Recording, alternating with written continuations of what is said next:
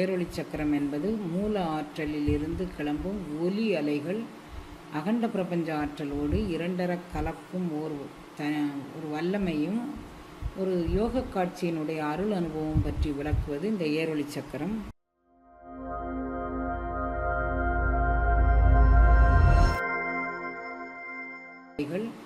அகண்ட பிரபஞ்ச ஆற்றலோடு இரண்டர கலக்கும் ஒரு வல்லமையும் ஒரு யோக காட்சியினுடைய அருள் அனுபவம் பற்றி விளக்குவது இந்த ஏரொளி சக்கரம். இந்த ஏரொளி சக்கரத்தின் மூலமாக நாம் என்ன அருள் அனுபவத்தை எல்லாம் பெறலாம், அந்த யோக காட்சியில் நாம் எதெல்லாம் பெறலாம் அப்படிங்கக்கூடியதை விரிவாக்கமாக சொல்கிறாரு.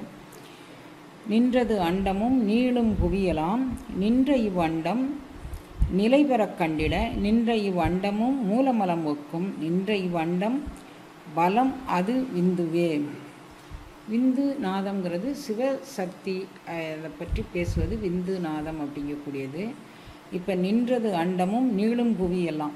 நீளும் புவி அப்படிங்கிற ஒலி அலைகள் மூலமாக மந்திர ஆற்றலை நாம் உள்வாங்கி கொண்டு பிரணவ ஆற்றலோடு அதை இணைத்து அஜபையோடு இணைத்து கொண்டு நாம் அந்த மந்திரத்தை உச்சாடனம் செய்யும்போது நம்மளுடைய குண்டலினி ஆற்றல் மேலெழுகின்றது. அது எவ்வாறு எழுகின்றதுன்னா, சுழிமுனையில் சித்திரணி நாடி வழியாக மேலெழுந்து உச்சந்தலையை கடந்து நீளும் புவியெல்லாம் அகண்ட பிரபஞ்சம் வரைக்கும் அது இழுத்துட்டு செல்லும். நின்றது அண்டமும் நீளும் புவியெல்லாம் இவையெல்லாம் யோக காட்சியில் ஒரு யோகி அனுபவிக்கக்கூடிய அருள் அனுபவம்.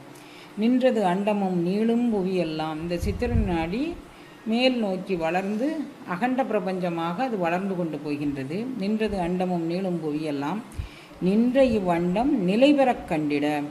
இந்த அண்டம் நிலை பெற்று நிற்பதற்கு எது காரணம் அப்படின்னு நம்ம கேட்டோம்னா, இந்த அண்டம் நிலை பெற்று நிற்பதற்கு சக்தியின் ஆற்றலே காரணமாக விளங்குகின்றது.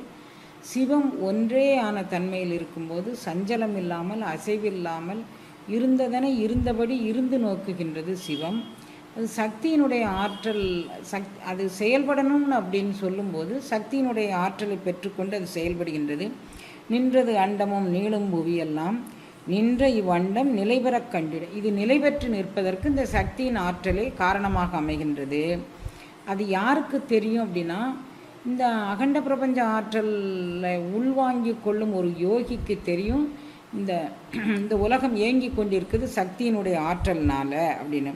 நின்ற இவ்வண்டமும் மூலமலம் வைக்கும். ஏனையோர் இந்த உலகத்தை பார்த்தாங்கன்னா ஆண் பெண் இரண்டு பேரும் பேதப்படுத்தி கொண்டு இவன் உயர்ந்தவன் இவன் தாழ்ந்தவன், இது விலங்கினங்கள் இது பறவையினங்கள். ஆனால் யோகி என்ன நினைக்கிறான், அவனுடைய உடலில் உண்டான ஆதார ஆற்றல் வழியாக பயணித்து அகண்ட பிரபஞ்ச ஆற்றலை பார்க்கும்போது ஆடு மாடு கோழி குருவி எதை பார்த்தானாலும் இவையெல்லாம் இறை வடிவங்கள், இறைவனுடைய சொரூபங்கள் அப்படின்னு அவன் பார்க்குறான்.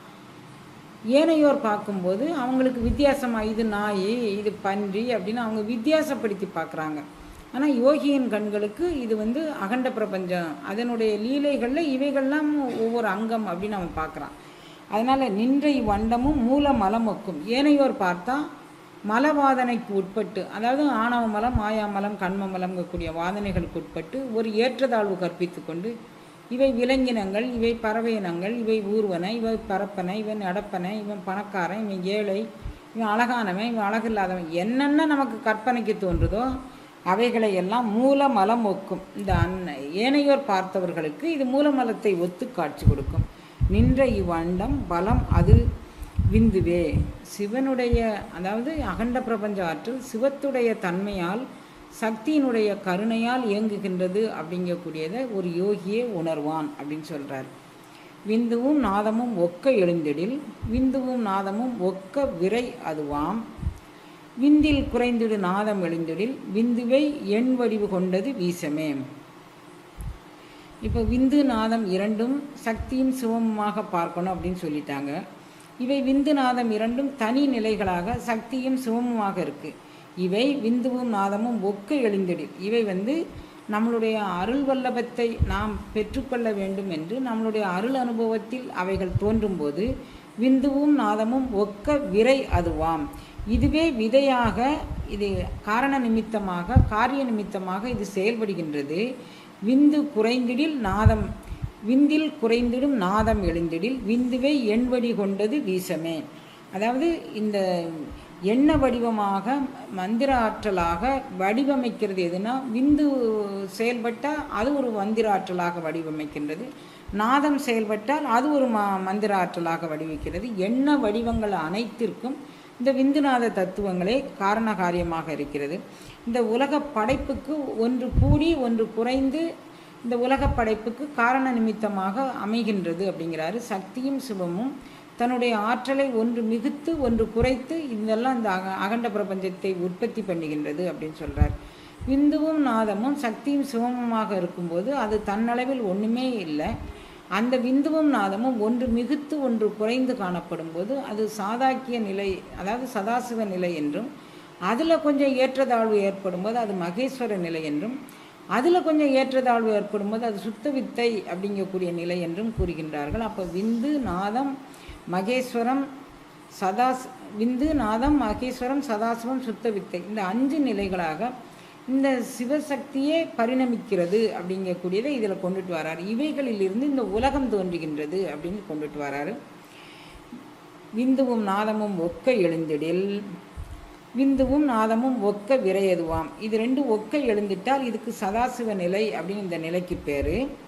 விந்துவும் நாதமும் ஒக்க விரை அதுவாம். இது 2 ஒரே இடத்துல அப்படியே குவிஞ்சு இருந்தது அப்படின்னு சொன்னால் இந்த நிலைக்கு சதாசிவம் அப்படின்னு ஒரு விந்துநாதம் 2ம் ஒரே சமநிலையில் இருந்தால் அது தனித்தனி நிலைகள். அது 2 ஒன்றோடு ஒன்று ஒக்க விரைந்திடால் அது சதாசிவ நிலை. விந்தில் குறைந்திடு நாதம் எழுந்திடில், விந்து குறைஞ்சு நாதம் எழுந்து நின்றுச்சுன்னா அந்த நிலைக்கு பேர் மகேஸ்வர தத்துவம் அப்படின்னு பேர். விந்துவை எண்வடி கொண்டது வீசமே. இப்போ இந்த எண்ணங்கள் செயல்படுவதற்கு இந்த சிவம்தான் காரணமாக இருக்குது. அது அசைந்தால் நமக்கு எண்ணங்கள் எல்லாமே தோன்றும். அந்த இது அசைவதற்கும் எண்ணங்கள் தோன்றுவதற்கும் காரணம். இப்போ நம்ம ஆழ்ந்த தியானத்தில் இருக்கிறோன்னு வச்சுக்கோங்க, எண்ணங்களே செயல்படாது.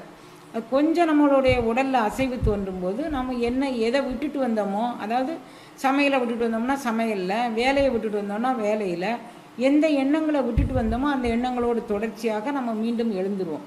அப்போ இந்த அசைவுகளுக்கு எல்லாமே இந்த ஒலி ஆற்றல் நம்மகிட்ட இருக்கக்கூடிய அந்த மூலாதாரத்திலிருந்து அந்த நாளிதழ் சக்கரத்திலிருந்து எழக்கூடிய அந்த ஒலி மிக வலிமை பொருந்தியதாக ஆகி அது சித்திரநாடி வழியாக பயணித்து சென்று அந்த பரத்தோடு ஒன்ற முடியும். அது மீண்டும் செயல்பாட்டிற்கு வரும்போது நாதமாக விந்துவாக மாகேஸ்வர தத்துவமாக சதாசிவ தத்துவமாக சுத்த வித்தையாக பரிணமிக்கின்றது. அந்த சுத்த வித்தையிலிருந்து ஏனைய தத்துவங்கள் எல்லாமே பரிணமிக்கின்றது. அதாவது இந்த உலக உற்பத்திக்கு என்னென்ன காரணம் அப்படின்னு அவர் கொண்டுட்டு வராரு. இந்த உலக உற்பத்திக்கு காரணமானதை நமக்குள்ளே கண்டுபிடிச்சிக்கலாம் அப்படிங்கிறதான் இதனுடைய உண்மை தத்துவம். நீங்கள் உலக உற்பத்தியை பற்றி நமக்கு அவர் சொல்கிறதுக்கு என்ன காரணம், இத்தனை உலக உற்பத்தியும் அதாவது 84 லட்சம் ஜீவ யோனி பேதங்களாக இருக்கக்கூடிய அனைத்தும் நம்மக்கிட்டே தான் இருக்குது. அந்த நம்மகிட்ட இருக்கக்கூடியதை நம்ம கொஞ்சம் அது பக்கமாக மனசை திருப்பி எண்ணத்தை திருப்பி பயிற்சியும் முயற்சியும் மேற்கொண்டோமானால் இந்த ஒலி அலைகள் வளர்ந்து வளர்ந்து வளர்ந்து நம்ம எங்கே கொண்டு கூட்டி செல்லும் அப்படிங்கக்கூடியதை பற்றி விரிவாக்கமாக சொல்கிறார். வீசம் 2 நாதத்து எழுவன, வீசமும் 1 விரைந்துட மேலிட, வீசமும் நாதத்து எழுந்து அளவு ஒத்தபின், வீசமும் விந்து விரிந்தது காணுமே. இப்போ அதில் உள்ள மேலே உண்டான கருத்தை தான் இன்னும் சொல்கிறாரு. இந்த சுத்த மாயை அசுத்த மாயைன்னு 2 விதமான மாயைகள் இருக்குது. சுத்த மாயைங்கக்கூடியது தன் தலைவனோடு நம்மை ஒன்றுவித்து தரக்கூடியது. அசுத்த மாயைங்கக்கூடியது உலகியலோடு நம்மை ஒன்றுவித்து தரக்கூடியது. இப்போ இதில் சுத்த மாயைங்கக்கூடியது எப்படி செயல்படணும்னா, அந்த தலைவனோடு ஒன்றுவிப்பதற்கு நமது மனது ஒடுக்கத்தையும் எண்ணங்கள் ஒடுக்கத்தையும் சிந்தனை ஒடுக்கத்தையும் கொண்டு அந்த கரணங்களை தூய்மைப்படுத்தும் காரியத்தை சுத்த மாயை செய்கின்றது. அசுத்த மாயங்கக்கூடியது அந்த கரணங்களை பயன்படுத்தி கொண்டு அது 2மே உருவம் பற்றாதது. அந்த கரணங்களும் உருவம் இல்லை, சுத்தமாயை அசுத்தமாயைகளுக்கும் உருவம் இல்லை. ஆனால் சுத்தமாயை என்ன பண்ணும் அப்படின்னா தலைவனோடு கூட்டி வைத்து தரும். அசுத்தமாயை என்ன பண்ணுன்னா உலகியல்ல நான் எனதுங்கிறதோடு கூட்டி வைத்து தரும். நம்ம அகங்காரம் மமகாரங்களோடு கூட்டி வைத்து தரும். இது அசுத்தமாயினுடைய வலிமை அப்படின்னு சொல்கிறாரு.